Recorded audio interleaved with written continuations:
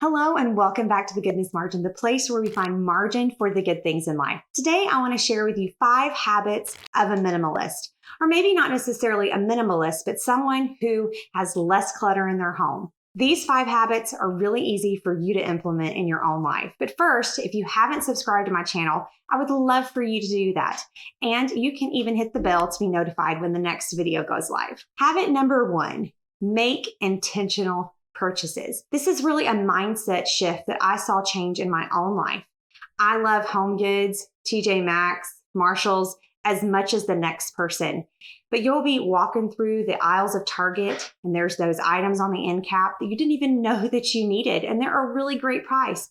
You're not really sure where you're going to put them in your house, but hey, maybe I need this item, and you throw it in the basket kind of carelessly. And before we know it, these things add up in our home. So the first habit is to make intentional purchases. Really think before you buy something, before you bring it into your home. Do I know exactly what I'm going to do with this? Is this something that I have been wanting to purchase? Is this something that I really actually need?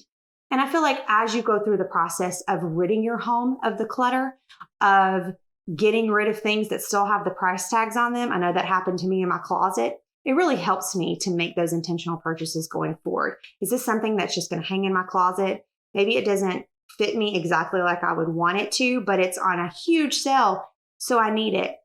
Wrong.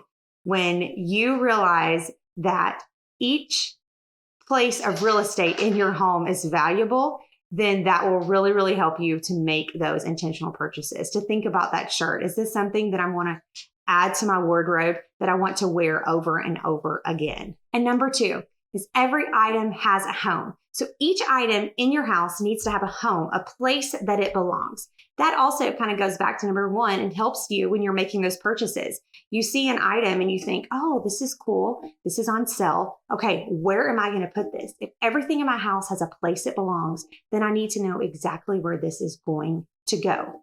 It also really helps when you're tidying your home each evening, when you're putting things away. If everything has a home, if everything has a place, it's really so much easier to keep your home tidy. Number 3 is to touch an item once. Every item has a home, and you know exactly where something goes.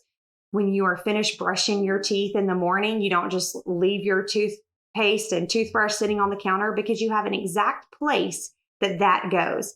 Making that one little decision to, when I touch something, I'm going to go put it right where it goes. That is another habit that really, really helps to keep your home tidy. Now, it's a difficult habit, and it's one that I'm continuing to work on, and definitely continuing to help my children along the process, trying to make that a habit in their own life. But that one little habit, if you just start to really think about that, when I touch something, rather than just sitting something on the counter that needs to go in the dishwasher, I'm going to go ahead and rinse it and put it in the dishwasher.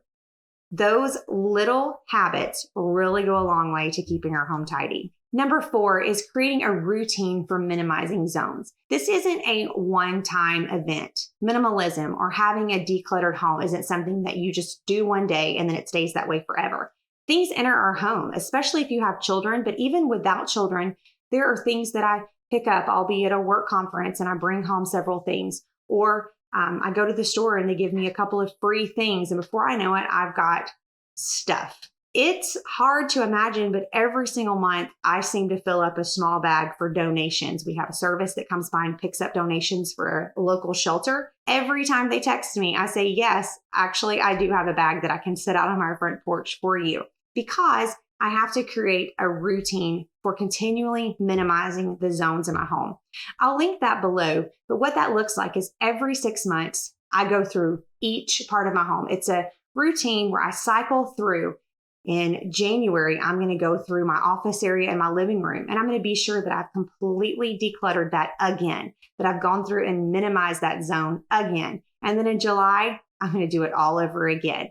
So when you have those consistent routines in place, you find that your home will stay minimized. And then habit number 5, I mentioned this earlier, but it's creating a regular routine for those donated items, for getting items out of your home.